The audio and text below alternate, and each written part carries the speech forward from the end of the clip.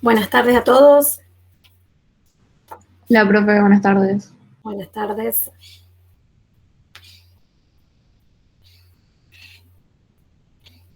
Vamos a tomarnos unos minutitos hasta que terminen de llegar. Buenas tardes. Buenas. Buenas tardes, Martina. Profe, ¿cuándo entregan las notas?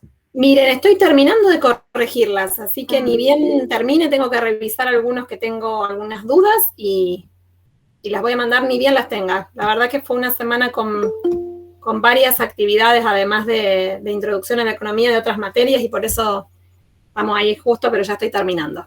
Buenas tardes a todos. Hola, ¿qué tal? Buenas tardes.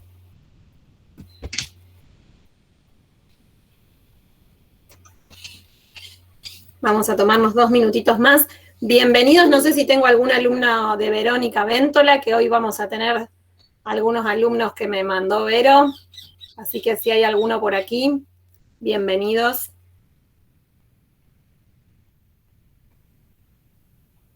Por ahora no reconozco a ninguno que sea de la otra comisión, así que me parece que estamos nosotros los de siempre. Pero vamos a tomarnos unos minutitos más.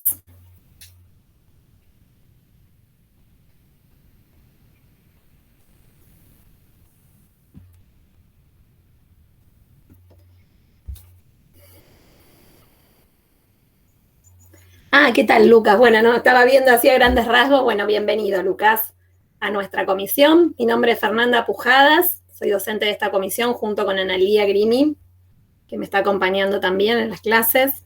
Hola. Y vamos a estar compartiendo por esta clase la comisión, dado que, bueno, Vero no iba a poder dar la clase del miércoles, así que la vamos a estar compartiendo hoy. Vamos a tomarnos 2 minutitos más por las dudas de que llegue alguien más. Después quería dar un ejemplo y compartir algo de lo que estuvimos viendo en la clase pasada. Ah, buenísimo, Analia. Bárbaro, buenísimo.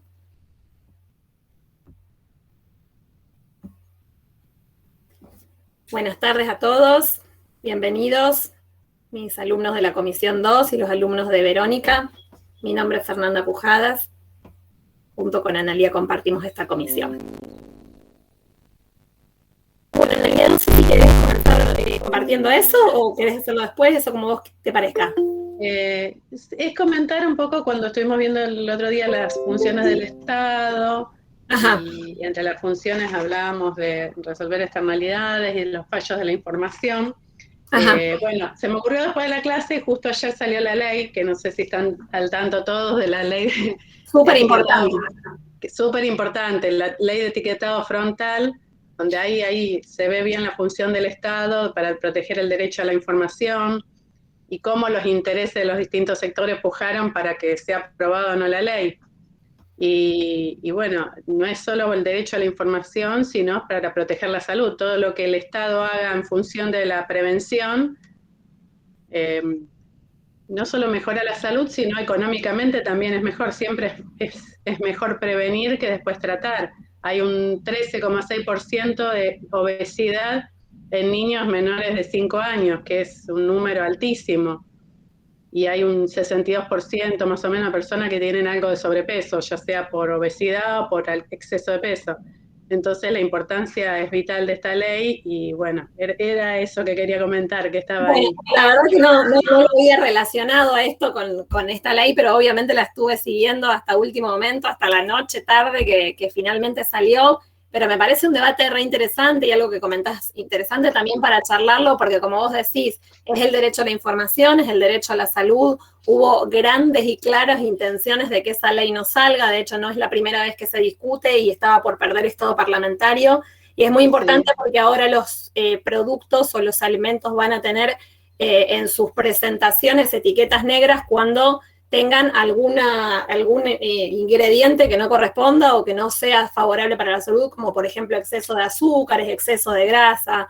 No solo va a brindar información a la población de lo que va a comprar o no para comer, digamos, va a permitirle decidir informado, sino que tampoco va a poder llegar a las escuelas productos que tengan sellos negros, lo cual es importante también. Importantísimo. Así que bueno, me parece interesante una aplicación de lo que estuvimos hablando en la clase anterior cuando no va a poder llegar a las escuelas y no se va a poder utilizar publicidad que atraiga a los niños en esos productos que tengan esa etiqueta, y también se va a incorporar en el sistema educativo para informar de esto. Bueno, me parece la verdad un ejemplo muy interesante de lo que es el rol del Estado en la economía. Bueno, vuelvo a presentarme, mi nombre es Fernanda Pujadas y Analía Grimi, estamos compartiendo esta comisión. Me presento de vuelta porque, como les decía, tenemos algunos alumnos que vienen de la comisión de Verónica Béntola, así que bueno, bienvenidos, aunque sea por esta clase nomás. Como les digo siempre a mi comisión, todo lo que quieran preguntar, cada vez que quieran parar para hacer una consulta o si algún tema no se entiende o lo que sea, obviamente lo pueden hacer en cualquier momento, ya sea a través del chat que lo vamos viendo o lo pueden preguntar obviamente oralmente, así que como les sea mejor a ustedes. Bien, voy a estar compartiendo un Power.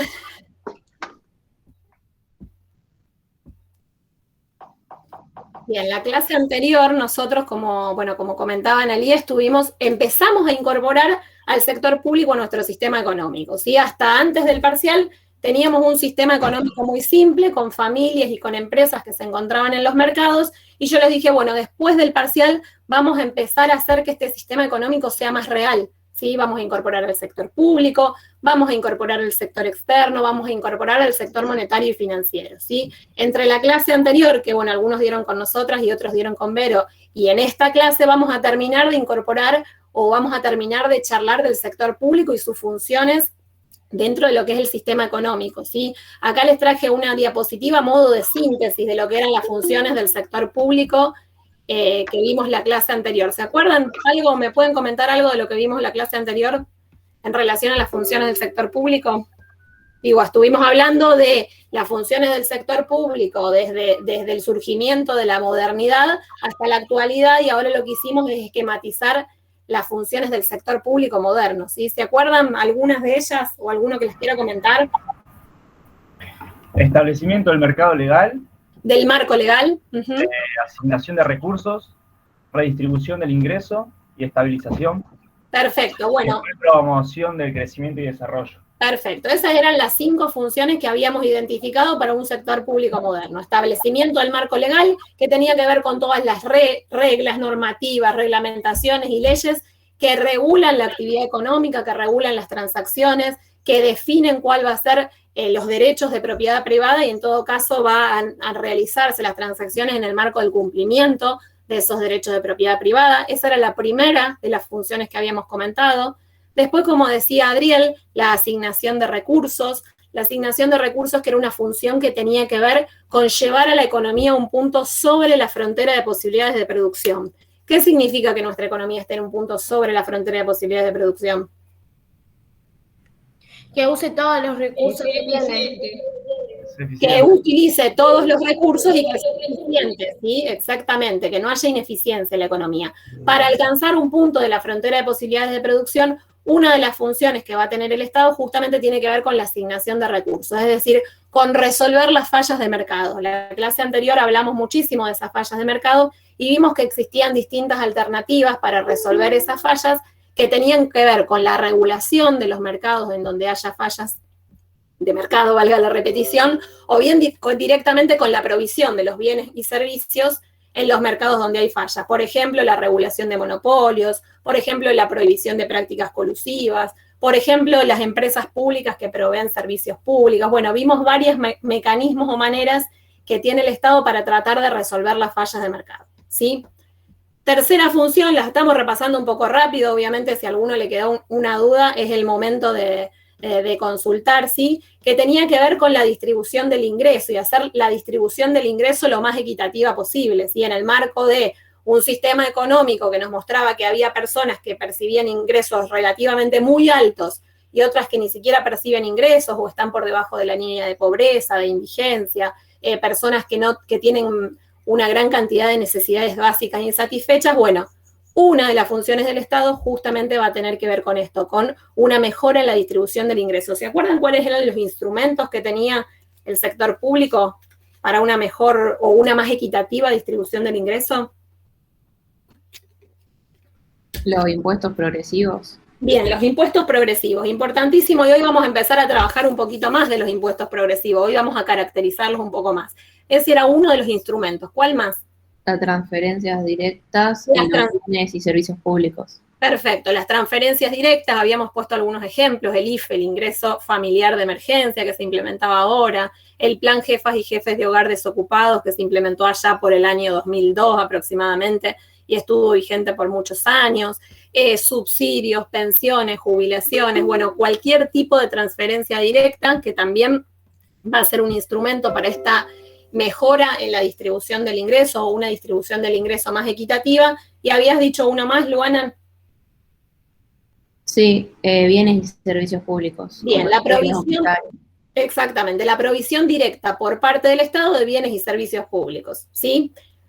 Cuarta de las funciones que habíamos estado hablando tenía que ver con la estabilización de la economía, tenía que ver con tratar de atenuar los efectos que tienen los ciclos económicos sobre el crecimiento económico, sobre los precios y consecuentemente sobre la inflación y sobre el empleo y consecuentemente el desempleo. Es decir, lo que se trataba de hacer era intentar atenuar el impacto y atenuar el aumento en la tasa de desempleo, el aumento en la tasa de inflación, ¿sí? Esto de promover el crecimiento, ¿sí? Y a partir de distintas herramientas de política económica que actúan sobre la demanda agregada, ¿sí? La política monetaria, la política fiscal, la política cambiaria, la política comercial, eran todas herramientas que tenía el sector público para aumentar la demanda agregada en épocas de crisis y retraer un poquito la demanda agregada en momentos de crecimiento, en momentos de auge, ¿sí? Y esto tenía que ver un poco para lograr que el ciclo económico se desarrolle lo más cerca posible de la tendencia, ¿sí? No tengamos momentos de una expansión muy abrupta, pero lo que más preocupa al sector público, los momentos en que la caída, la retracción, la recesión de la economía se hace muy grave, ¿sí? Porque esos son los momentos en que aumenta la tasa de desempleo, aumenta la tasa de inflación, hay caída en el nivel de actividad económica y bueno, esas son circunstancias, nosotros las conocemos todos muy bien porque las hemos vivido, ¿sí? En donde después es muy difícil salir. Por eso las políticas de estabilización. Y por último, la promoción del crecimiento y desarrollo que se va a realizar a partir de políticas sectoriales sobre la industria, sobre el comercio, sobre el sector agropecuario. Y lo que buscan, en definitiva, es lo que busca cualquier economía, que es crecer y desarrollarse. Es decir, no solo que haya una tasa de crecimiento del PBI, sino que esa mejora en la actividad económica llegue a la población en su conjunto, es decir, que haya una mejora en la calidad de vida de la población en su conjunto. Profe, sí, Martina, por favor. perdón que te corte, ¿me puedes volver a decir la primera función del Estado de sector público? Porque no la puedo escribir. Sí, tiene que ver, esto, Martina, está en los apuntes de cátedra. ¿Se los pudieron bajar ya los apuntes todos? No. Bien. No, los leí para estudiar, pero no los tengo todavía impresos. Sí, no hay problema, si ustedes los imprimen o no, eso es como a ustedes les venga mejor, pero la parte del sector público, que es la que estamos trabajando ahora, está en los apuntes de cátedra, ¿sí? Como les decía, la primera de las funciones del sector público tiene que ver con el establecimiento del marco legal en el que se van a desarrollar las transacciones, ¿sí? Todas las leyes, reglamentaciones y normativas para que las transacciones se puedan desarrollar en el marco del cumplimiento de los derechos de propiedad privada. Código civil, código comercial, código aduanero, regulaciones sobre los contratos de trabajo, regulaciones sobre cómo deben actuar las empresas ante determinadas circunstancias. Bueno, todas esas reglamentaciones que son las que implementa el Estado para cumplir con esa función, ¿sí? Sí, gracias. Bien, ¿quedó alguna duda sobre este tema? ¿Podemos avanzar? Porque esto es un repaso de la clase anterior. Lo pregunto a los alumnos de mi comisión, pero también pueden participar el resto, pueden preguntar, pueden comentar, ¿sí? Bien, la pregunta un poco, la pregunta que parte de todas estas funciones es cómo el sector público va a cumplir con estas funciones. ¿Qué les parece? ¿Cómo va a ser para desarrollar todas estas funciones el sector público? Con los instrumentos. Bien, va a requerir varios instrumentos, pero ¿qué va a necesitar para poder desarrollarlo? Adriel va a necesitar leyes, pero ¿qué más va a necesitar? Por ejemplo, presupuesto. Va a necesitar presupuesto, ¿sí? A eso me refería justamente. En esta clase lo que vamos a ver justamente es la actividad financiera del Estado. Es decir, vamos a ver el presupuesto público, vamos a ver los recursos con los que cuenta el Estado o las perspectivas que tiene en cuanto a los ingresos que va a percibir y los gastos que tiene el Estado. Toda esa actividad financiera del Estado nosotros lo vamos a ver a través de una herramienta que es el presupuesto público. ¿Qué es el presupuesto público? Es la expresión financiera del programa de gobierno, ¿sí? En el presupuesto público nosotros vamos a encontrar, después vamos a charlar de cómo se constituye o cómo se arma un presupuesto, pero lo que vamos a encontrar es una proyección de los ingresos, es decir, cuáles son los ingresos que el sector público pretende o piensa que va a obtener. Sí, Claudia, no te escucho bien. Ay, no, perdón, profe, toqué mal con la carpeta. Ah, está bien, pensé que querías agregar algo. Bueno, como les decía, en el presupuesto público vamos a encontrar una proyección de los ingresos, es decir, cuáles son los ingresos que el sector público piensa obtener o va a obtener. ¿De dónde se les ocurre que el sector público va a obtener ingresos? Impuestos. De los impuestos. ¿Qué más? El comercio. Bueno, del comercio, si tiene alguna empresa pública en la que ofrece un bien o algún servicio, también va a obtener ingresos de ahí. Bueno, toda esa proyección de ingresos que va a tener el sector público van a estar registradas en lo que es el presupuesto, ¿sí? Y también vamos a tener una proyección de los gastos, es decir, ¿qué se va a hacer con todos esos ingresos? Vamos a destinar una parte a salud, una parte a educación, una parte a cultura, una parte a infraestructura, bueno, una parte a ciencia y tecnología, es decir, que vamos a tener en el presupuesto público también la proyección de los gastos, de lo que se va a hacer con esos ingresos, ¿sí? El presupuesto público es una herramienta muy importante porque una vez que es aprobado por el Congreso Nacional, va a ser una guía para la acción de todos los hacedores de política económica, es decir, de las autoridades públicas. Podemos pensar el presupuesto desde tres perspectivas. La perspectiva económica, que en definitiva es una expresión contable en donde figuran los gastos y los ingresos del sector público, y a partir de ahí vamos a saber si el sector público tiene un déficit, si tiene un superávit o si tiene un presupuesto equilibrado, ¿sí?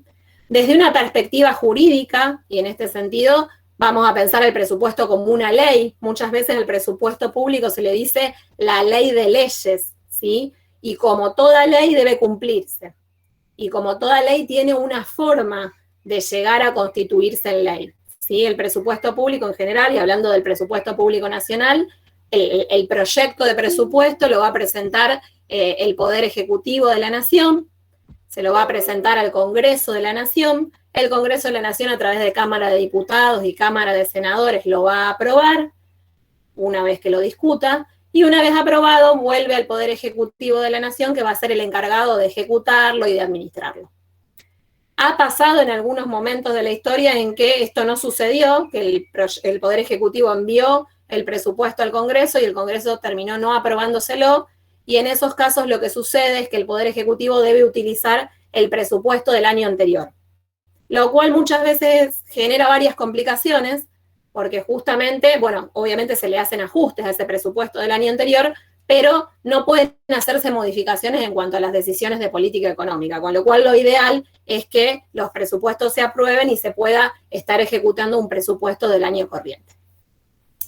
Y por último, una perspectiva política, ¿sí? Podemos pensar el presupuesto con la perspectiva política, es decir, cuando uno lee un presupuesto, ve cuáles son los gastos, cuáles son los ingresos, lo que puede ver es cuál es la política económica y el programa de gobierno, ¿sí? Ejemplo, si nosotros vemos que en los últimos años el gasto público en salud o en educación, pongamos, viene creciendo cada año, ¿sí? la participación del gasto en educación en relación al gasto público total aumenta año a año, bueno, vamos a pensar que es un gobierno que está bastante preocupado porque la educación pública funcione, porque la educación pública crezca, ¿sí? Lo contrario pasa si vemos que gasto en educación dividido, el gasto total, el gasto público total cae, ¿sí? Evidentemente, ahí va a haber una desatención de la educación pública por parte del Estado. Con lo cual, digo, lo pongo el ejemplo en educación, pero lo podemos poner en cualquier tipo de gasto, podemos pensar y podemos ver a partir del presupuesto cuál es la perspectiva política o el programa económico del gobierno. Bien, en la clase anterior habíamos visto que teníamos 3 niveles de gobierno, tenemos el gobierno nacional, el gobierno provincial y el gobierno municipal. Cada uno de esos niveles de gobierno va a tener su presupuesto, ¿sí? Nosotros vamos a estar trabajando en general con el presupuesto público nacional y lo que nos preguntamos ahí en los apuntes van a tener esta gráfica que lo que les muestra es qué es lo que abarca el presupuesto público nacional. Lo tienen en los apuntes de cátedra, ¿sí? El presupuesto público de la Administración Nacional abarca a la Administración Central, es decir, a los 3 poderes, al Poder Ejecutivo, al Poder Legislativo y al Poder Judicial, más el Ministerio Público. Abarca también a los organismos descentralizados, es decir, todos aquellos organismos que tienen patrimonio propio, que tienen personería jurídica propia, por poner algún ejemplo, el Instituto Nacional de Tecnología Agropecuaria, podemos poner la Biblioteca Nacional, bueno, cualquier organismo descentralizado va a estar incluido dentro del presupuesto. Y por último, también va a incluir a las instituciones de seguridad social. Las instituciones de seguridad social son organismos descentralizados, pero por el nivel de recursos que manejan se las considera separadamente, pero no dejan de ser organismos descentralizados. Por ejemplo, Fuerzas Armadas, por ejemplo, Policía Federal, por ejemplo, la ANSES, ¿sí? Son organismos descentralizados, pero que tienen un nivel de recursos bastante importante y por eso son contemplados separadamente. Todo esto es lo que va a abarcar el presupuesto público nacional, ¿sí? Pero esto no es todo el sector público. El sector público nacional, vamos a agregarle a esta administración pública las empresas públicas nacionales, ¿sí? Y los fondos fiduciarios, ¿sí? O fondos coparticipables. Tanto las empresas públicas como los fondos coparticipables tienen presupuestos aparte, ¿sí? Por eso no los incluimos en el presupuesto público nacional, ¿sí? Pero sí forman parte de ese sector público nacional. Este mismo análisis que hicimos a nivel nacional lo podemos hacer a nivel provincial, ¿sí? La administración pública provincial va a estar conformada por su administración central, por sus organismos descentralizados y por sus instituciones de seguridad social, y a partir de ahí vamos a tener el presupuesto público provincial. Y el sector público provincial también va a estar compuesto por empresas públicas provinciales y por fondos coparticipables. Y por último, el sector público municipal también va a tener su administración pública municipal, también va a tener su propio presupuesto, y algunas municipalidades tienen empresas públicas, ¿sí? Lo que no hay es fondos coparticipables, eso para los municipios no habría, ¿sí? Bien, a partir de ahí es lo que abarca el presupuesto. ¿De qué estamos hablando cuando hablamos del presupuesto? ¿Cuál es la información que vamos a encontrar en el presupuesto? Bueno, ¿cuánto dinero espera el sector público recaudar? Acá Adriel me había dicho, bueno, los ingresos van a ser a partir de impuestos. ¿Qué impuestos conocen ustedes? A todo. A todo, una buena respuesta. No para el examen de introducción a la economía, pero para esta clase podemos decir que hay impuestos casi que a todo. ¿Cuál se les ocurre? ¿Cómo se llama el impuesto ese que pagan los que tienen más ingresos anuales a las fortunas? El impuesto a las grandes fortunas, un buen ejemplo. El impuesto a la ganancia, ¿no era? El impuesto a las ganancias, perfecto, Milagro y Luana. ¿Quién más? ¿Qué más? El IVA, el impuesto al valor agregado, acá nos agrega Máximo.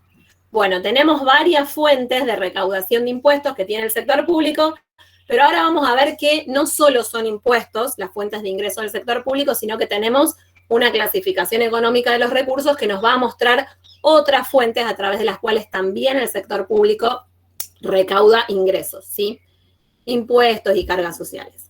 ¿Qué otra información nos va a dar el presupuesto público? Bueno, ¿cuál cuáles son los programas, cuáles son los proyectos y qué actividades va a desarrollar el sector público durante ese año de ejercicio, ¿sí? Y cuál es el gasto que va a llevar cada organización, cada programa, cada proyecto. Cada programa, cada proyecto, cada actividad va a tener a cargo alguna cantidad de gente que va a ser empleada y que va a ser utilizada para el desarrollo de esos programas, por lo cual también en el presupuesto va a figurar cuál va a ser el gasto en el personal que insuman todos esos programas.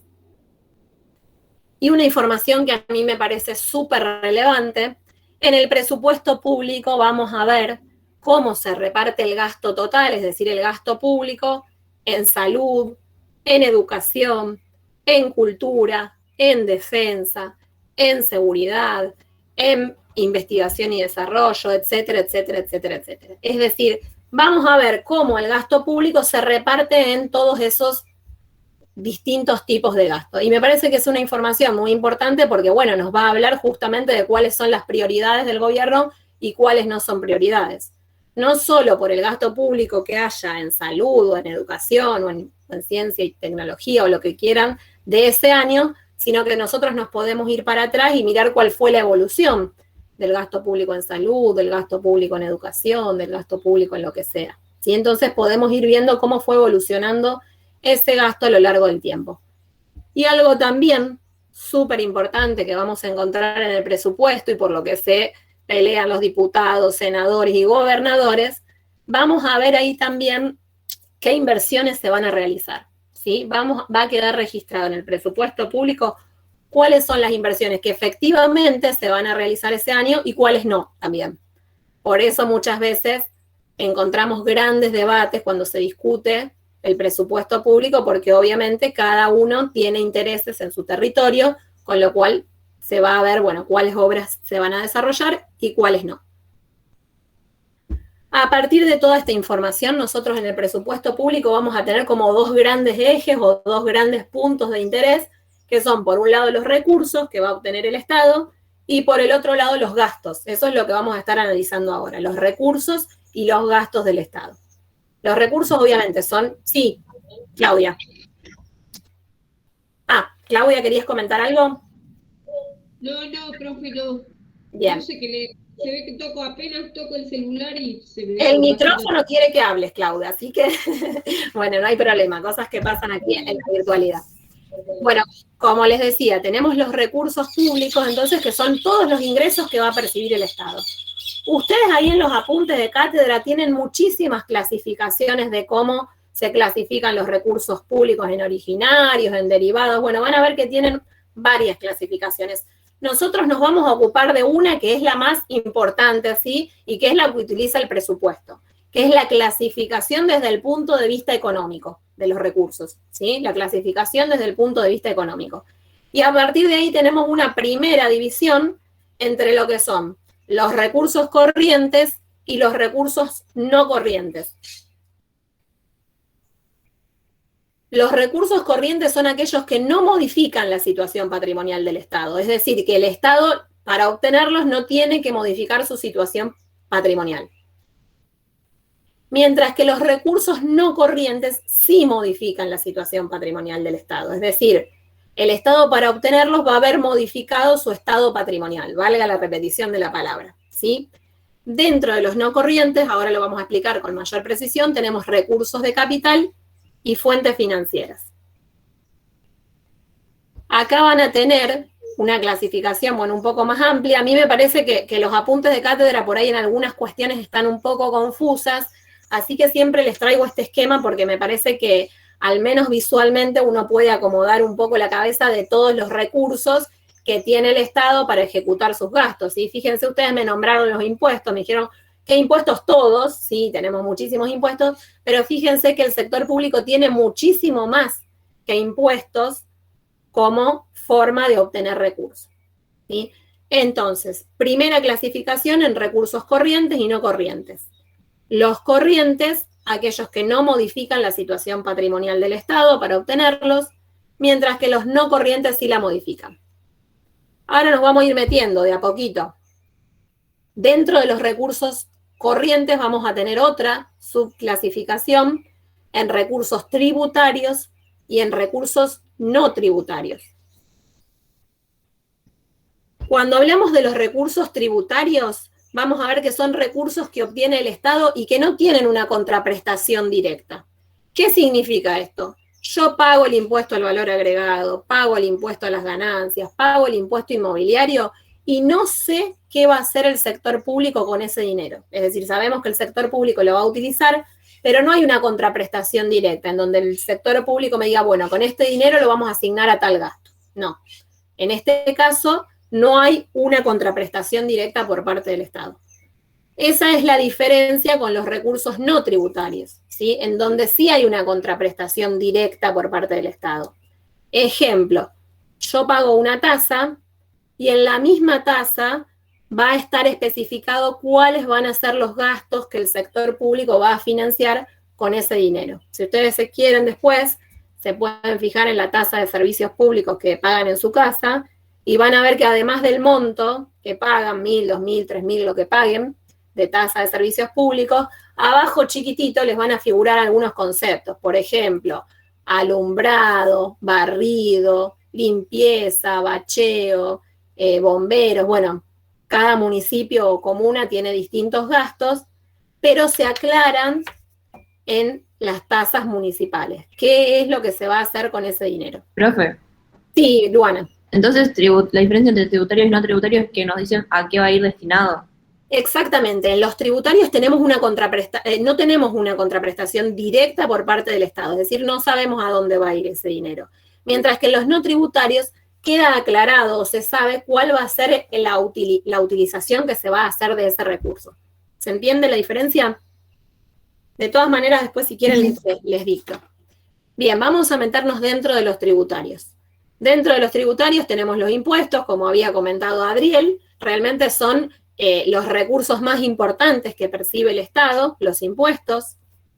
Después tenemos los aranceles al comercio exterior, que en muchos momentos han sido importantes en cuanto a recaudación, por ejemplo, cuando aumentaron las retenciones a las exportaciones, o muchas veces que el precio de los commodities que vende Argentina aumentan en el mundo y por tanto aumenta la recaudación en concepto de exportaciones, ¿sí? Entonces, en este caso, si bien no es tan importante como los impuestos, son un fondo de ingreso importante para el sector público. Ahí vamos a tener las retenciones a las exportaciones, vamos a tener los aranceles a las importaciones, ¿sí? Y por último, dentro de los recursos tributarios, los aportes a la seguridad social. Ahí tenemos aportes patronales, tenemos jubilaciones, bueno, tenemos cualquier tipo de aportes a la seguridad social que también van a ser parte de los ingresos que percibe el Estado. Y una clasificación que es la última, pero que es bastante importante, muy importante para esta materia, y por eso quiero que la tengan en consideración. Dentro de los impuestos, nosotros vamos a clasificar entre impuestos directos e impuestos indirectos. Los impuestos directos gravan el ingreso o la riqueza de las personas, ¿sí? Y lo hacen de manera directa, de manera personal, por lo cual no pueden trasladarse al precio del producto. Vamos a poner un ejemplo como para hacerlo más fácil, porque bueno, esto tiene bastante de teórico hasta que empezamos a poner ejemplos, ¿sí? Un impuesto directo, el impuesto a las ganancias, ¿sí? Cualquier persona que tiene un ingreso por arriba de determinado monto paga impuesto a las ganancias, ¿sí? Y un empresario que tiene una ganancia y que paga un impuesto no puede trasladar la carga de ese impuesto al costo del producto que fabrica, ¿sí? Por eso decimos que grava de manera personal el ingreso o el patrimonio de las personas. Y decimos de los impuestos directos que tienen un carácter progresivo, es decir, que son progresivos. Todo esto está escrito, después se los voy a pasar, ¿sí? Los impuestos progresivos tienen que ver con que recaen en mayor medida sobre las personas que tienen una mayor capacidad contributiva. Vamos a poner un ejemplo. Si una persona tiene un ingreso de 500.000 pesos y otra persona tiene un ingreso mensual de 2 millones de pesos, ¿quién va a pagar mayor impuesto a las ganancias? La que tenga más dinero. La que tiene un ingreso de 2 millones de pesos, ¿sí? Un carácter progresivo, es decir, va a pagar más o contribuir más aquel que tenga mayor capacidad contributiva. Vamos a poner otro ejemplo, el impuesto Las patentes, ¿sí? Son impuestos provinciales, las patentes. Es la misma el valor de la patente de un auto del año 2017, bastante clásico, básico, un modelo para nada de lujo, que la patente que paga un auto del año 2021, un auto, un modelo importado y de lujo. ¿Es la misma la patente que se paga? No. No, claramente no, ¿sí? Cuando ustedes ven las patentes de uno y de otro auto, van a saber que el más nuevo, el de mayor valor, ¿sí? Seguramente un auto de lujo, va a pagar una patente mucho más alta. Por eso hablamos de que los impuestos directos tienen un carácter progresivo, ¿sí? Es mayor la carga tributaria sobre aquellas personas que tienen una mayor capacidad económica. Otro ejemplo de impuestos directos, el impuesto inmobiliario, ¿sí? El impuesto que se paga por la propiedad, ¿sí? Uno paga impuesto inmobiliario si tiene un terreno, si tiene un departamento, si Perdón, tiene... profe. Sí, Luana. Dijiste que lo el carácter progresivo es indirectos o directos. Directos. Los impuestos directos son aquellos que tienen carácter progresivo. El ejemplo que te ponía era el del impuesto a las ganancias. Mientras mayor son sus ganancias, mayor es la carga tributaria. Otro ejemplo que habíamos puesto era el de las patentes, ¿sí? Mientras más caro y más de lujo es tu auto, mayor es la patente que vas a tener que pagar. Y por último, otro impuesto directo que vamos a inmobiliario, ¿sí? No es lo mismo el impuesto inmobiliario que paga el dueño de un terreno en Funes que el impuesto inmobiliario que paga un propietario de una casa en un barrio muy lujoso de la ciudad de Rosario y que tiene una gran cantidad de metros cuadrados, no solo el terreno, sino la superficie construida, ¿sí? Es muy distinto el valor que paga el impuesto inmobiliario, porque el impuesto inmobiliario se calcula sobre el valor de esa propiedad, ¿sí? No es lo mismo el valor de un terreno en Funes que de una propiedad ya construida y con una gran cantidad de metros cuadrados en la ciudad de Rosario, ¿sí? Por eso hablamos de progresividad en los impuestos directos, ¿sí? Recaen en mayor medida sobre quienes tienen mayor capacidad contributiva y no pueden trasladarse, ¿sí? Si yo tengo un auto, voy a tener que hacerme cargo yo de la patente, es decir, no voy a poder agarrar y decir, bueno, le voy a cobrar a mis alumnos un poquito cada uno, así pago mi impuesto, ¿sí? Y si yo soy un empresario y tengo una casa, voy a tener que pagar el impuesto inmobiliario y no lo voy a poder recargar en el precio a ese gasto. Lo voy a tener que pagar yo porque es un impuesto que grava de manera personal, por eso no son trasladables. ¿Se entienden los impuestos directos? Ahora lo vamos a repasar un poquito. Sí, se entiende yo porque me había confundido con indirectos, por eso. Bien, sí, este es un tema importante y que por ahí lo tenemos que repasar varias veces porque, bueno, por ahí es difícil, más que nada ustedes que estudian turismo, bueno, los alumnos de Vero creo que no son de turismo, ¿no? Mi comisión es de turismo, pero si hay algún alumno de Vero por ahí, no. Bueno, ustedes van a tener que tenerlo así masticado porque si van a estudiar ciencias económicas, obviamente es un tema que acá vamos a dar una primer visión, pero que ustedes más adelante en otras materias de la carrera van a tener que estudiar con mucha mayor profundidad, así que es un tema muy importante, más que nada para bueno, en este caso para los alumnos de Verónica.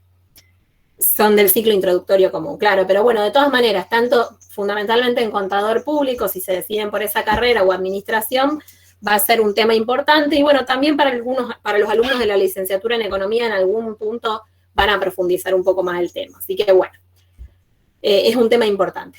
Volvamos un poquito para atrás. Teníamos los impuestos directos, que ya dimos varios ejemplos, y vamos a hablar de los impuestos indirectos también. Los impuestos indirectos, ¿sí?, gravan las transacciones, el consumo, la producción, las compras, las ventas, las exportaciones, las importaciones. Y por eso decimos que al no gravar de manera personal, pueden trasladarse. El ejemplo típico del impuesto indirecto es el impuesto al valor agregado, ¿sí? Hay algunas actividades productivas que tienen que tributar impuesto al valor agregado, ¿sí? Producen un bien y se les cobra el impuesto al valor agregado. Pero ¿qué pasa? ¿Qué hacen los empresarios con ese valor? Para no tener que pagarlo directamente o para no hacerse cargo de la carga tributaria. Cuando ustedes compran algo, ¿qué ven en la factura? Se lo cobran a sus clientes. Exactamente, lo cargan en la propia factura. Es decir, ¿quién se hace cargo de la carga contributiva? ¿Cómo, Claudia? Que se lo trasladan al que consume, al que compra. Exactamente, por eso hablamos de que los impuestos directos, al no gravar a la persona, sino que graban una transacción, pueden ser trasladados al precio del producto final y van a recaer, en definitiva, sobre el consumidor final. Esta característica de los impuestos indirectos hace que digamos que tienen un carácter regresivo, lo contrario a los impuestos indirectos. ¿Qué significa este carácter regresivo? Que gravan en mayor medida a los que tienen una menor capacidad contributiva. Vamos a poner un ejemplo. Supongamos una familia de 4 personas en donde trabaja uno de los miembros de la familia y tiene un ingreso de 50.000 pesos mensuales, ¿sí? Y pongamos otro ejemplo, una familia que también está formada por 4 personas y sus ingresos mensuales son de 1 millón de pesos, una diferencia bastante grande. ¿Qué les parece? ¿Que la familia que tiene un ingreso mensual de 50.000 pesos va a poder ahorrar mucho? Va a estar bastante complicado. No va a poder. Seguramente no ahorre incluso. ¿Y qué va a hacer con ese dinero? Lo va a usar para consumir cosas. Lo va a utilizar para hacer necesidades básicas, para alimentos y para satisfacer todas sus necesidades básicas. En general, la mayor parte de las cosas que compra esa familia va a estar grabada con el impuesto al valor agregado. ¿Quién va a estar haciéndose cargo entonces de todo de ese impuesto al valor agregado de las compras? ¿Quién se va a estar haciendo cargo de la carga contributiva? La familia que está comprando. Ahora yo me pregunto, la familia que cobra 1 millón de pesos, ¿sí?, mensuales, ¿va a poder ahorrar? Sí. Probablemente ahorre, ¿sí? Probablemente tenga la capacidad para ahorrar una parte importante de su ingreso. Supongamos que ahorra el 60% de su ingreso. Y supongamos que ese 60% lo pone abajo del colchón, ¿sí? Con el resto va a hacer compras de bienes y servicios que también van a tributar impuesto al valor agregado. Fíjense que el 100% del ingreso de la familia que recibe 50.000 pesos va a estar utilizándose para compras que tributan impuesto al valor agregado, y en cambio una parte mucho menor del ingreso de la familia que recibe 1 millón de pesos mensuales va a estar tributando en sus compras impuesto al valor agregado, ¿sí? ¿Qué queremos decir con esto? Que son regresivos, ¿sí? Que en definitiva las familias que tienen una menor capacidad contributiva terminan teniendo una carga mucho mayor que las que tienen una mayor capacidad contributiva. ¿Se entiende la diferencia? Complicadito, ¿no? Sí, se entiende. Bien. Fíjense, acá yo esto se los voy a mandar después. De todas maneras están los apuntes de cátedra. Bien, la definición, porque esto es algo que, lo mismo que les dije que el producto, que se los íbamos a tomar y se los tomamos a todos, ¿sí? Algunos se acordaron de escribir todo y otros no se acordaron de escribir todo. Bueno, esto también les digo que lo vamos a tomar, así que se lo anotan, se lo estudian, se lo aprenden y si hay alguna duda, lo volvemos a repasar, ¿sí? Los impuestos directos recaen directamente sobre la capacidad contributiva de la persona, ya sea sobre el patrimonio, como puede ser un auto, como puede ser un terreno, como puede ser una propiedad, o sobre los ingresos, ¿sí? Sobre las ganancias de una persona. Y recaen de manera personal, por lo cual su carga no puede ser trasladada a otras personas. Los impuestos indirectos recaen indirectamente sobre la capacidad contributiva, ¿sí? ¿Qué es lo que graban? Las transacciones, las compras, las ventas, la producción, el consumo, las exportaciones, las importaciones, ¿sí? Y no tienen en cuenta la identidad de quien incurre en ese gasto, por lo cual las cargas pueden ser trasladadas a otras personas, como por ejemplo el IVA. Por eso decimos que los impuestos directos son progresivos y los impuestos indirectos son regresivos, ¿sí? ¿Se acuerdan cuando hablábamos de las funciones del sector público que habíamos hablado de la distribución del ingreso? ¿Se acuerdan o no? Sí. Bien, ¿cuáles eran los mecanismos que tenía el sector público para redistribuir el ingreso y hacerlo más equitativo? Si no se acuerdan, lo pueden buscar ahí entre todos los apuntes, lo que anotaron en la clase.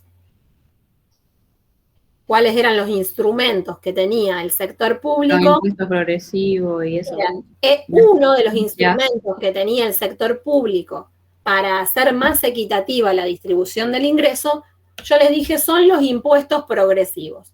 Bueno, ¿cuáles son los impuestos progresivos? Los impuestos a las ganancias. Bueno, un ejemplo, el impuesto a las ganancias. Los impuestos progresivos son los impuestos directos, es decir, no cualquier impuesto sirve para facilitar la distribución más equitativa del ingreso, sino solo los impuestos directos, ¿sí? ¿Se entiende la diferencia?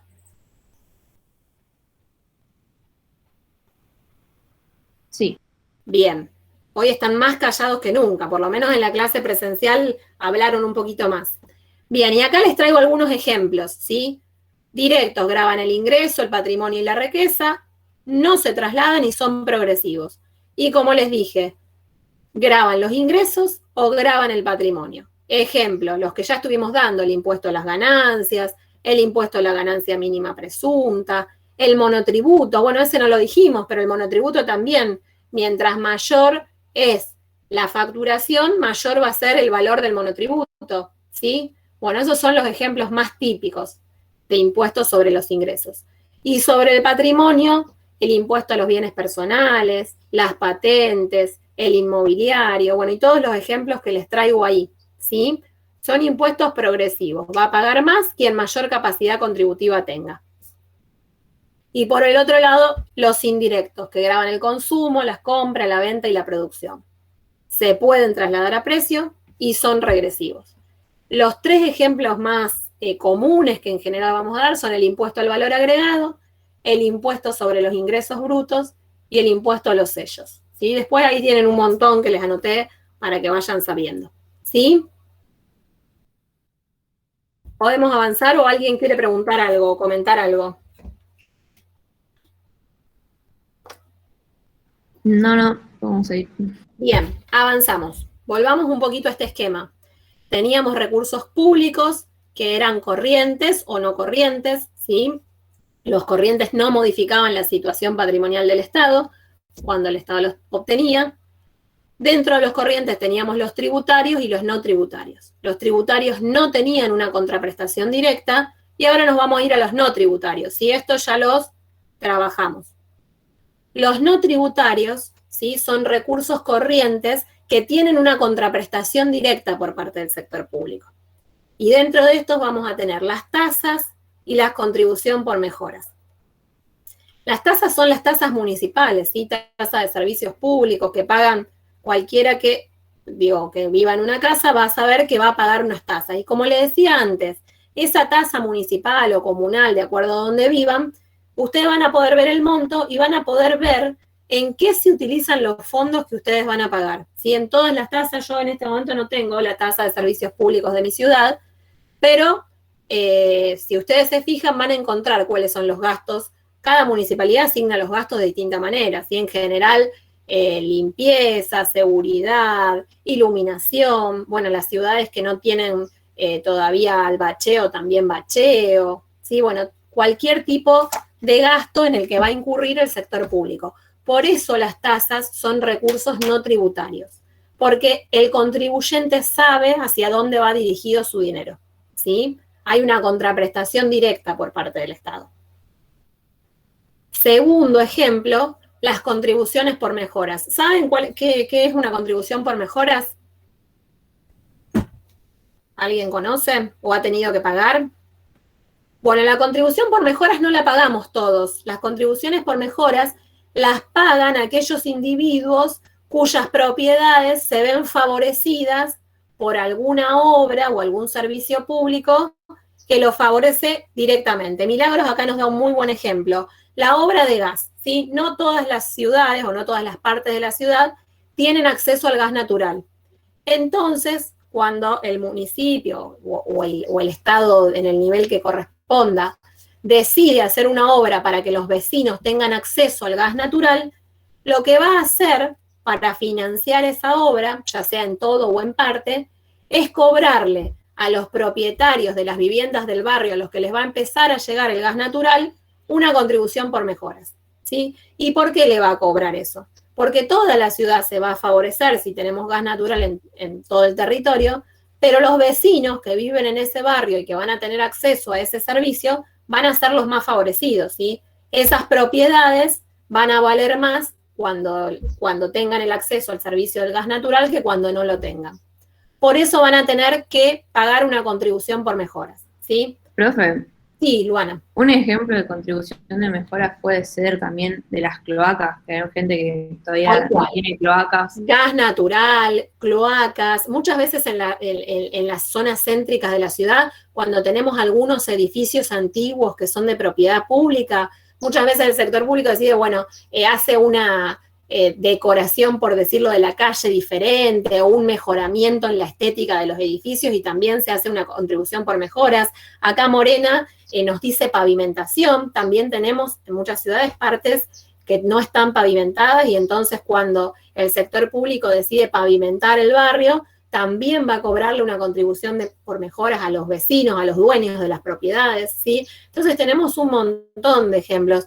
Por ejemplo, en la ciudad de Buenos Aires, un ejemplo que se me ocurre ahora y que sucedió hace poco, cuando se decidió tener algunas bocas más de salida de subte, nosotros en Rosario no tenemos subte, pero en Capital que hay subtes, lo que se hizo para abrir algunas bocas o algunas salidas a la ciudad nuevas fue cobrarle a los beneficiarios directos, es decir, a los vecinos que estaban cerca de esa boca de subte. ¿Y por qué se les cobraba? Porque claramente iban a estar beneficiados, ¿sí? Porque cuando antes tenían que trasladarse muy lejos para tener una boca de subte, ahora iban a tener una boca de subte cercana y por eso una parte de esa obra se financió a través de cobrar una contribución por mejoras a los vecinos, ¿sí? Bueno, así que la contribución por mejoras, podemos poner un montón de ejemplos, sí, pero cualquier circunstancia u obra que genere una mejora en la propiedad de algún agente económico, bueno, se va a poder financiar, ya sea toda la obra o en parte, para los contribuyentes de esa zona, de ese barrio, ¿sí? Por eso decimos que la contribución de mejoras es un recurso corriente no tributario, porque hay una contraprestación directa por parte del Estado, ¿sí? Yo no tengo gas en mi barrio. Viene el sector público y hace todas las obras para que yo tenga gas natural, bueno, yo voy a pagar una contribución por mejoras. ¿En qué se va a usar ese dinero? En esa obra. Yo tengo bien claro para qué se va a utilizar, ¿sí? Vamos con los recursos corrientes, ¿algún comentario? Bien. Por otro lado, habíamos hablado de los recursos no corrientes. ¿Cuáles eran los recursos no corrientes o qué característica tenían? Que sí modificaban la situación patrimonial del Estado. Exactamente, que para obtenerlo se veía modificada la situación patrimonial del Estado, ¿sí? Y acá vamos a clasificar en recursos de capital y fuentes financieras, ¿sí? Los recursos de capital es cuando el sector público vende algún activo, por ejemplo, una venta de una empresa pública, venta de tierras fiscales, ¿sí? Un activo que tiene el Estado y que para conseguir recursos lo vende. Bueno, esto fue muy común en la década del 90 cuando se inició un proceso de privatizaciones, ¿sí? Se privatizaron varias empresas públicas y se vendieron al sector privado y hubo un ingreso muy importante de recursos de capital en ese momento por la venta de esas empresas, ¿sí? Eso tiene un límite. ¿Qué límite tiene?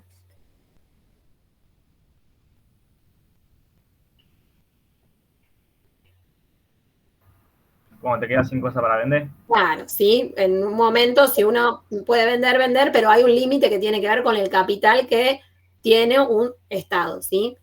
Otra de las fuentes financieras, de los recursos no corrientes son las fuentes financieras, que tienen que ver con el endeudamiento. Endeudamiento del sector público con el Fondo Monetario Internacional, con el Banco Mundial, con el Club de París, todas esas son fuentes financieras. Y eso también tiene un límite, ¿sí? Porque nosotros no nos podemos endeudar indefinidamente, ¿sí? Primero porque vamos a tener que pagar los intereses que va a suponer esa deuda y vamos a tener que devolver el capital en plazos establecidos, pero lo vamos a tener que hacer. Y segundo, cuando nuestra deuda pública empieza a ser muy grande, seguramente quienes nos prestan no van a querer prestarnos más, porque van a saber que nos va a ser bastante complicado pagar esa deuda. Por eso también esa fuente de ingresos o de recursos públicos tiene sus límites.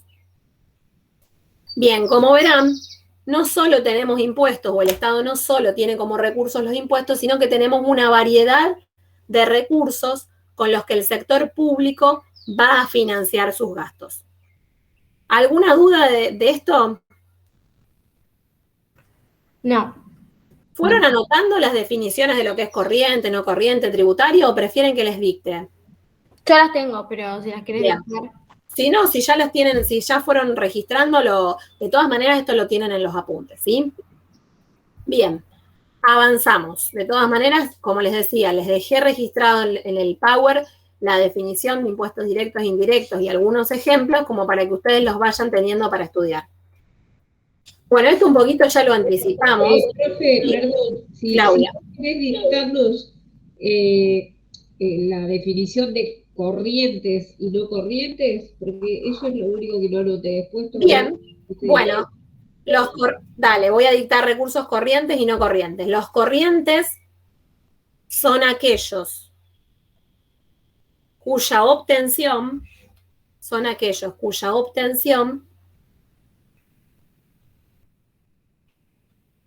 no modifica la situación patrimonial,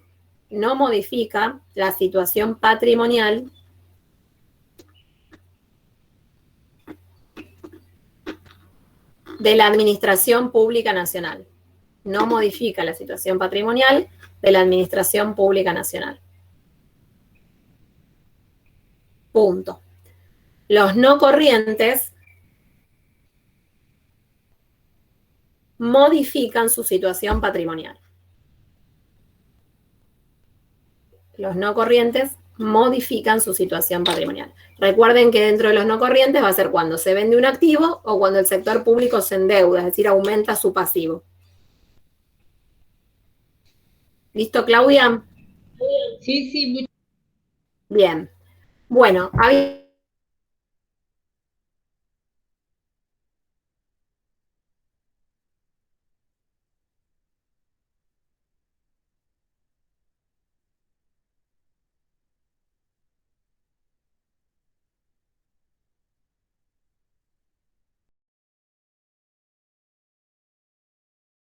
medidas sobre la población más pobre, ¿sí? Es decir, cuando termina siendo más desigual la distribución del ingreso. Y les quiero hacer una pregunta. Si yo les digo que el 80% de los impuestos que recauda la Argentina son impuestos indirectos y el 20% restante son impuestos directos, ¿qué les parece que es nuestro sistema impositivo? ¿Un sistema impositivo progresivo o regresivo? Vuelvo a repetir. Regresivo, ¿sí? Si la mayor parte, el 80% aproximadamente de los impuestos que recaudamos son impuestos indirectos, ¿sí? Que justamente tienen un carácter regresivo, claramente nuestro sistema impositivo tiene un carácter regresivo. ¿Qué significa eso? Que en vez de hacer más equitativa la distribución del ingreso, la hace más inequitativa, ¿sí? Bueno, la pregunta que muchos me hacen es ¿por qué no se cambia esto? Y no es muy fácil. Hay varios que se enojan si queremos cambiar el sistema impositivo. Bueno, ¿seguimos? ¿Podemos avanzar un poquito más? Bien. Les dije, bueno, tenemos como dos elementos grandes que vamos a tener que analizar cuando analizamos el presupuesto. Uno son los recursos públicos y otro el gasto público, ¿sí? El gasto público justamente es la aplicación de los recursos del Estado para poder cumplir con todas las funciones. Con todas las funciones que fuimos hablando, asignación de recursos, establecimiento del marco legal, redistribución del ingreso, promoción del crecimiento y desarrollo, etc. ¿Sí? Para cumplir con todas esas funciones, el sector público va a tener que ejecutar el gasto público. Y también tenemos varias clasificaciones de lo que es el gasto público, pero nosotros también vamos a mirar una sola, que es la que utilizamos en el presupuesto, que es la clasificación económica de los gastos. ¿Sí? Y ahí la clasificación es entre gastos corrientes y gastos no corrientes. Cuando hablamos de gastos corrientes, hablamos de los gastos que hacen al normal funcionamiento del Estado, ¿sí? Ejemplo, cuando pago los sueldos y salarios de los empleados públicos, cuando pago la boleta de la luz de alguna organización o institución u oficina pública, cuando compro los insumos que necesitan las oficinas públicas para funcionar. Todos esos son ejemplos de gastos públicos corrientes, ¿sí? Que tienen que ver con el normal funcionamiento del Estado. Mientras que cuando hablamos de gastos no corrientes, vamos a hablar o de gastos de capital o de aplicaciones financieras. Dentro de los gastos de capital, en general, los gastos de capital se ejecutan en más de un periodo presupuestario y están vinculados a inversiones que hace el sector público. Ejemplo, la construcción de un hospital público, la construcción de una autopista, de una ruta, de escuelas públicas, ¿sí? Son inversiones públicas que tienen que ver con la capacidad productiva que tiene la economía, ¿sí? Y que en general no se construyen o no se hace una obra en un solo año, sino que se desarrolla durante varios periodos presupuestarios. ¿Sí? Todos lo sabemos, ¿sí? Porque si tenemos una ruta o una autopista cerca, sabemos los años que en general se tarda desde que anuncian la obra hasta que arranca la obra, hasta que efectivamente terminan con esa obra pública. Así que en general son gastos que llevan más de un periodo presupuestario. Y por último, las aplicaciones financieras que tienen que ver con el pago de los intereses de la deuda, ¿sí? Con la devolución de los préstamos que habíamos hablado, con el Fondo Monetario, con el Banco Mundial, con el Club de París o con lo que sea, ¿sí? Tienen que ver con ese dinero destinado al pago de la deuda. Bien. Una clasificación bastante más sencilla, la de los recursos, la de los gastos públicos en relación a los recursos públicos. Por último, teniendo ya los recursos y teniendo los gastos, vamos a comparar esos dos valores y vamos a ver cuál es el resultado del presupuesto, ¿sí? Si tenemos un presupuesto equilibrado, si tenemos déficit público o si tenemos superávit público. La comparación obviamente va a ser entre los ingresos y los gastos. Y vamos a tener como 3 resultados distintos. Cada uno de estos cálculos, que nos va a dar un número distinto, nos da información diferente, ¿sí? De acuerdo a la información que nos interese a nosotros. El resultado económico, ¿sí? Se va a obtener calculando la diferencia entre lo que son los ingresos corrientes menos los gastos corrientes, ¿sí? ¿Se acuerdan acá?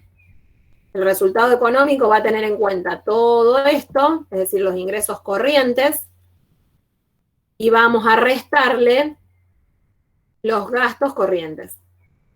Eso nos va a dar el resultado económico. Si los ingresos corrientes son mayores que los gastos corrientes, vamos a tener un superávit económico. Si los ingresos corrientes son iguales a los gastos corrientes, vamos a tener un equilibrio.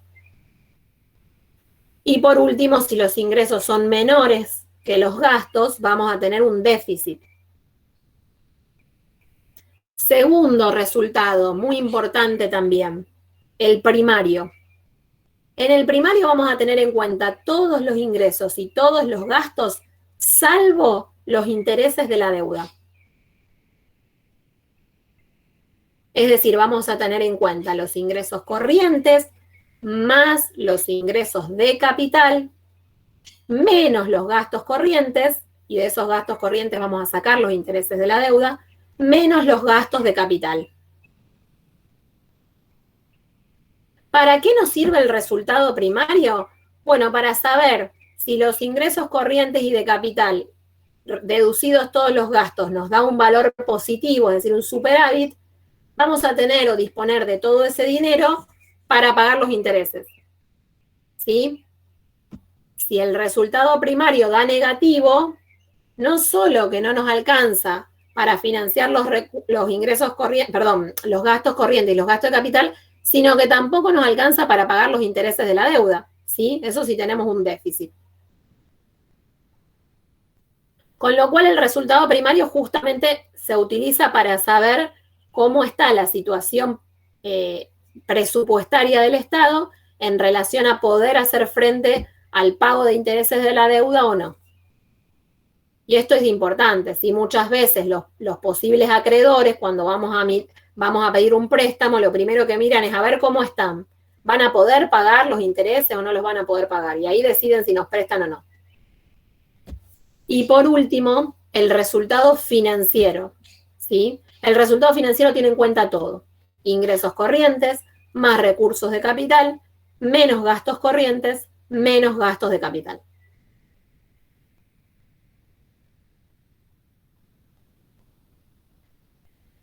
A partir de ese resultado, digo, el resultado financiero,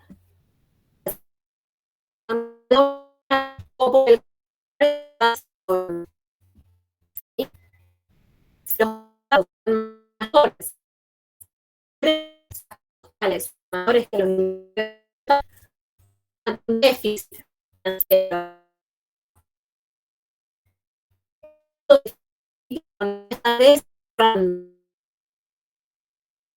significa que podemos tener cofinanciarse, podemos cubrirse. Después, la página anterior. Sí.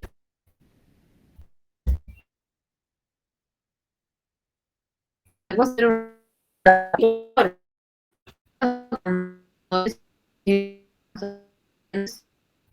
Porque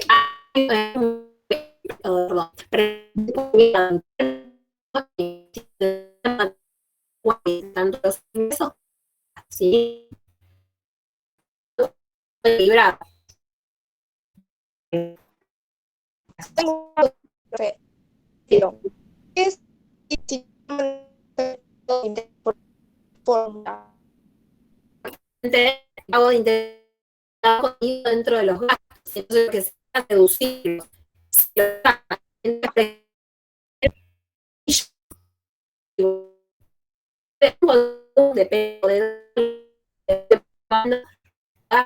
la deuda. Por eso muchas veces el cálculo del impuesto público primario, ¿sí? Para saber si vamos a estar, digamos, en condiciones del pago de los intereses de la deuda. Bien, como estamos en el último que tiene resultados financieros, vamos a ver pesos, vamos a tener un presupuesto equilibrado si los gastos y los ingresos son iguales, y por último vamos a estar en superávit si los recursos públicos superan a los gastos públicos. En ese caso, en caso de que tengamos un superávit, el país va a estar ahorrando, va a haber un ahorro neto en el sector público, ¿sí? E incluso vamos a estar en condiciones de estar financiando a otros.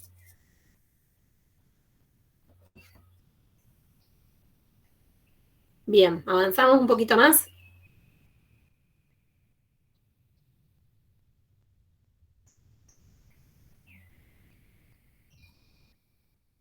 Bien, un poco a modo de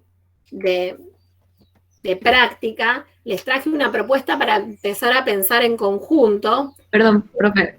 Sí, Luana. ¿Puedes volver 5 minutos para la diapositiva anterior? Sí, por favor. Bien. Después, ¿sí? Sí, gracias. Bien, avísenme cuando terminen de... Ya está, gracias. Bueno, como les decía, les traje 2 ejercicios bastante similares a los que tienen en la práctica, pero quería traer unos que no sean exactamente el de la práctica para que después los alumnos de Vero no tengan algunos hecho el ejercicio y otros no. Así que les voy a proponer que en conjunto respondamos estas preguntas, ¿sí? Dice el número 1. Según la clasificación económica utilizada para la elaboración del presupuesto, ¿dónde se incluyen cada una de las siguientes operaciones? ¿Sí? Así que vamos a tener en cuenta la clasificación económica de los recursos y vamos a tener en cuenta la clasificación económica de los gastos. Y les voy a ir preguntando dónde vamos a incluir cada uno de estos. Punto A dice, pago de los sueldos de empleados de AFIP. ¿Es un recurso o un gasto? Un gasto. Un gasto. ¿Y de qué tipo es ese gasto? Directo. Corrientes. Gastos corrientes. Acuérdense que los gastos los clasificábamos, ¿sí?, en corrientes o no corrientes, ¿sí? Entonces, el pago de los sueldos de los empleados de la AFIP va a ser un gasto corriente, ¿sí? Porque el gasto corriente justamente se definía como aquel que tenía que ver con el normal funcionamiento del Estado. Los sueldos de los empleados de la AFIP refieren al normal funcionamiento del Estado. Un gasto que permanentemente el sector público va a tener que enfrentar, un gasto corriente, ¿sí? ¿Estamos todos de acuerdo, los silenciosos? ¿O alguno opina otra cosa? No, sí estoy de acuerdo. Bien. Bueno, punto B dice, construcción de una escuela pública, ¿va a ser un gasto o un recurso? Un gasto. Un gasto de capital. Va a ser un gasto, y en este caso exactamente, va a ser un gasto no corriente o de capital, ¿sí? En este caso no refiere al normal funcionamiento del Estado, sino que tiene que ver con una obra pública, ¿sí? Una escuela, y que probablemente demore algunos periodos en poder finalizarse para poder estar útil para utilizarse, ¿no? Ítem C, dice recaudación del impuesto al valor agregado, el IVA. ¿Gasto o recurso? Recursos corrientes. Bien, ¿qué más? Eso corriente. ¿Qué más? ¿Corriente? ¿Dijo alguien más? ¿Qué más? Impuestos indirectos. Bien, primero dentro de los recursos teníamos la clasificación de corrientes o no corrientes. Ustedes me dijeron que era corriente. Dentro de los recursos corrientes, ¿qué va a ser? Tributario. Un impuesto. Va a ser tributario, dentro de los tributarios un impuesto, y dentro de los impuestos, ¿qué va a ser? ¿Un impuesto de qué tipo? Indirecto. Indirecto, ¿sí? Es decir, que tiene un carácter regresivo, ¿sí? ¿Estamos todos de acuerdo? Si se encuentran con un ejercicio de este tipo, van a tener que poner todo, ¿sí? Va a ser un recurso, corriente, tributario, impuesto, indirecto, ¿sí? Van a tener que poner toda la clasificación y obviamente entender qué significa cada una de esas cosas. ¿Alguno tiene alguna duda con este? No. Bien, seguimos. Recaudación de retenciones a las exportaciones. ¿Quién se anima? Ingreso, corriente, y hay que tributario, creo que es. Ingreso corriente, sí. ¿Qué más? No tributario, Fíjense, vamos a ir para atrás un poquito. Tributario y aranceles de comercio exterior, ¿o no? Exactamente, vamos a poner un ingreso, recurso público, dentro de la clasificación va a ser corriente, va a ser tributario y va a estar acá, aranceles al comercio exterior. ¿Sí? ¿Se entiende la diferencia? Sí. Bien. Seguimos. Venta de un terreno fiscal. ¿Recurso o gasto? Recurso. Bien. ¿De qué tipo? corriente. No corriente. No corriente, ¿sí? Ah, Porque va a modificar su situación patrimonial. ¿Qué está haciendo el del sector público? Está vendiendo. Está vendiendo parte de su patrimonio, en este caso un terreno fiscal, ¿sí? Entonces vamos a clasificarlo dentro de los Recurso no corriente de capital, ¿puede ser? recursos no corrientes, claro, venta de activos sería, ¿sí? Bien, último, emisión de títulos públicos. Gasto. Emisión de títulos públicos, entonces, ¿cómo lo vamos a clasificar? Acá Morena me pregunta la D, ¿cómo queda? Recaudación de retención en las exportaciones. Volvemos un poquito para atrás, Morena. Fíjate. Retención en las exportaciones estaría acá, ¿sí? En aranceles al comercio exterior. Es una carga que se cobra a los exportadores, ¿sí? Por sus ingresos en dólares. Entonces va a ser un recurso público, corriente, tributario y dentro de eso un arancel al comercio exterior. ¿Se entiende? Así es. Bien. Gracias, Luana y Morena. Bien. ¿En cuál estábamos? Ya me perdí. estábamos en La E. en la E. Bien. Venta de un terreno fiscal ya lo habíamos hecho esa. El punto F. Gasto corriente. Emisión de títulos públicos. ¿Es un ingreso o un gasto? Gasto. una emisión de títulos públicos. ¿Y qué pasa si el sector público emite un título público? ¿Saben lo que es un título público?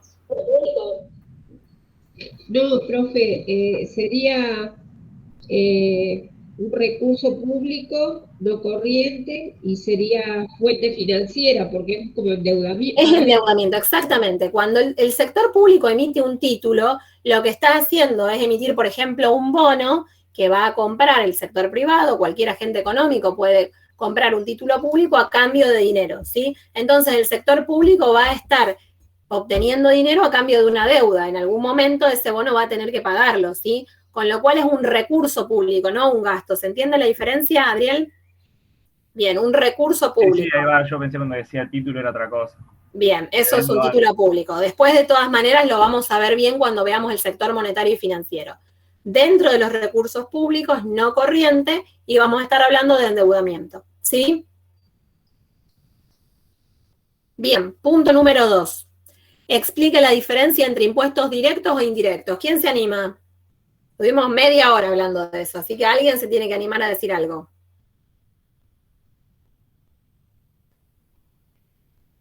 Serían personales los directos. Graban de manera personal, ¿sí? Sí. ¿Qué graban de manera personal? Los directos. El La ingreso. capacidad contributiva de la persona. Bien, a través del ingreso o a través de la riqueza, ¿sí? Bien, y de los indirectos, ¿qué podemos decir? Después lo van a completar un poquito más. Que afectan indirectamente a la capacidad contributiva de la persona y son trasladables. Bien, y graban en general la producción, el comercio, ¿sí? Las compras, las ventas, las exportaciones. Dice, ¿cuáles son directos y cuáles indirectos? Ingresos brutos. ¿Qué son, directos o indirectos? Directos. Bueno, acá lo puse con una trampa y a propósito, porque es el claro ejemplo de un impuesto indirecto. A pesar de que se llama ingresos, sí es un impuesto indirecto, ¿sí? Así que ese lo vamos a anotar bien en impuesto indirecto, que no los confunda cómo se llama, ¿sí? ¿Qué más? Patente automotor. ¿Directo o indirecto? Directo.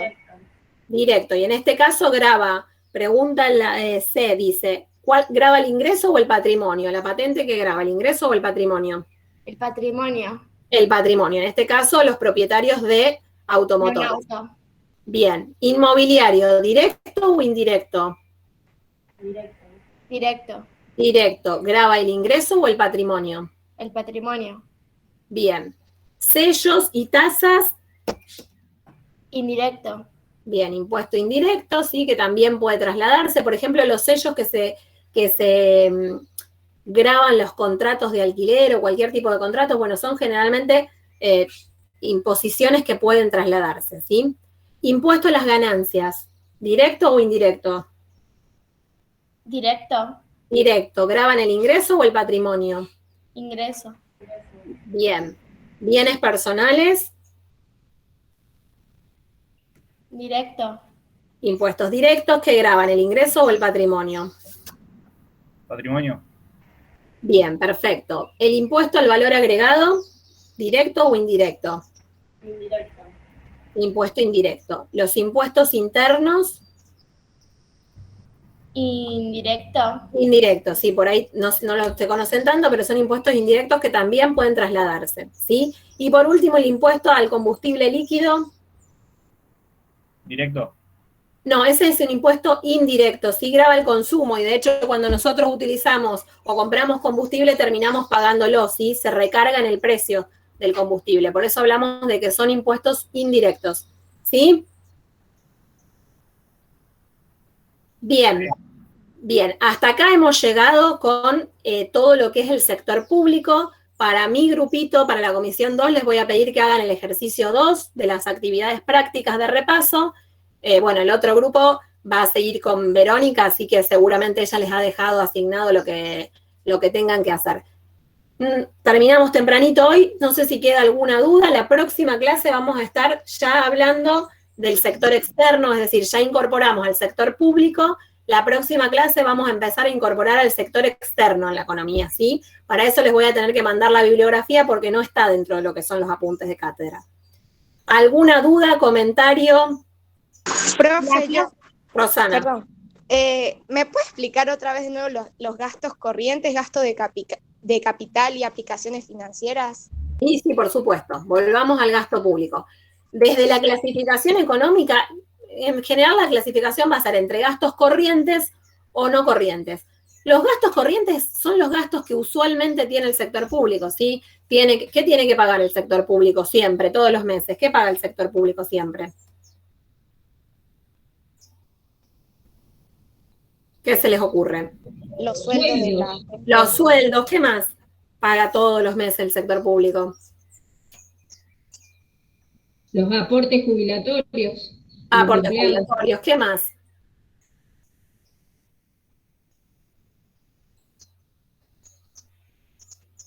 ¿Qué otra cosa se les ocurre que el sector público paga todos los meses? Los planes sociales. Planes sociales. ¿Qué más? La boleta de la luz, todas las instituciones públicas. Carlos, no llega a escucharte. Justo eso, servicio de luz, agua. Bien, perfecto. Servicio de luz, agua. En definitiva, los gastos corrientes justamente son esos, los que hacen al normal funcionamiento del Estado y que el sector público va a estar pagando periódicamente, ¿sí? Por su normal funcionamiento va a tener que hacer frente a ciertos gastos que van a ser gastos corrientes. Cuando hablamos de gastos no corrientes, no tienen que ver con su normal funcionamiento, sino que fundamentalmente están vinculados a alguna obra pública.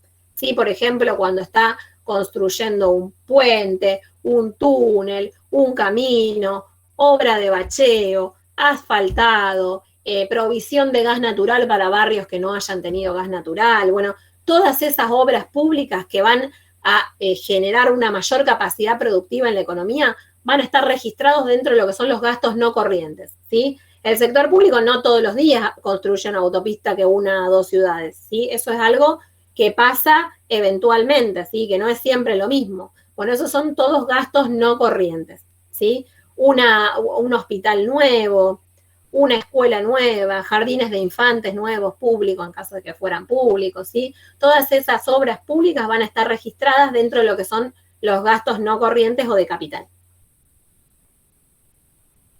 ¿Sí? Bien, ¿y las aplicaciones financieras? Eso tiene que ver con los pagos de la deuda. Gracias. Bien. ¿Qué más? ¿Alguna duda más? ¿O comentario? Bien. Y si no hubiera deuda, estaríamos re contentos. Bueno, si no hubiera deuda, ese gasto, sería cero el valor, ¿sí? Ah, bien, pero no estaría entonces la aplicación financiera. No, claro, no tendríamos que registrarlo, ¿sí? Registraríamos el valor como cero o directamente no lo registraríamos.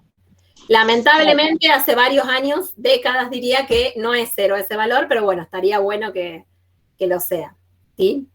Bien, bueno, como les decía, para mi comisión nos encontramos la próxima clase con el ejercicio 2 de las actividades prácticas. Para el que todavía no se haya bajado de comunidades los apuntes de cátedra del sector público, vayan haciéndolo.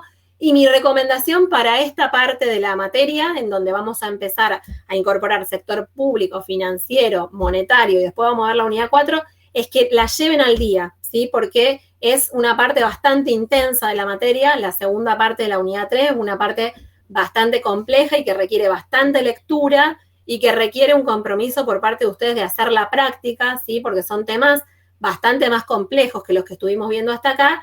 Así que mi recomendación es que traten de ir llevando estos temas al día, ¿sí? Bien, si no queda más nada, nos estamos viendo la próxima clase con mi comisión. Un gusto a todos los alumnos de Verónica. Y bueno, seguiremos en contacto. Muchas gracias a todos. Profe. Y Melissa. Gracias, profe, hasta luego. Quisiera saber cómo podría pasar el Power, porque no está en comunidades, ¿verdad? Sí, en general, lo que pasa es que yo uso un Power adaptado de lo que es el de comunidades, pero en comunidades está el Power de esta unidad. Ah, listo, gracias. Pero cualquier cosa me escriben un mail, pero digamos, toda la página de comunidades tiene los Power. Lo que pasa es que yo por ahí le hago algunas adaptaciones para algo que por ahí me parece que falta, pero son más o menos parecidos. Gracias. Chao. Bien. Muchas gracias a todos. Chao, chicos. Nos vemos, profe. Nos vemos, hasta luego.